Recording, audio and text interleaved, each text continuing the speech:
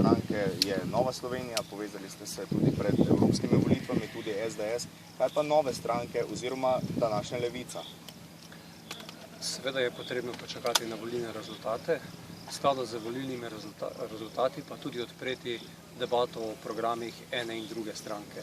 Za Slovensko ljudsko stranko in tudi za sorodne stranke je ključno, da v Sloveniji ustvarimo pogoje za več dela, za nova delovna mesta in k temu je usmerjen tudi naš volilni načrt, ki ga imenujemo Nov razvojni model Republike Slovenije. In s vsemi, ki so pripravljeni sodelovati in iti v usklajevanje za to, da Slovenijo popeljemo na boljšo pot, se Slovenska ljudska stranka pripravljena pogovarjati.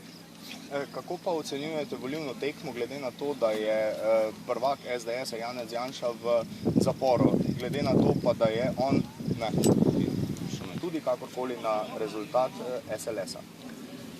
To, da je skozi troje volitev en sodni proces, neka rdeča nit volitev, je vsekakor nesprejemljivo in je na nek način slaba luč slovenskega sodstva.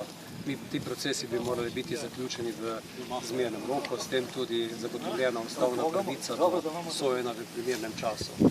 Kar se tiče samih volitev, je zagotovo so volitve označene tudi s tem sodnim procesom.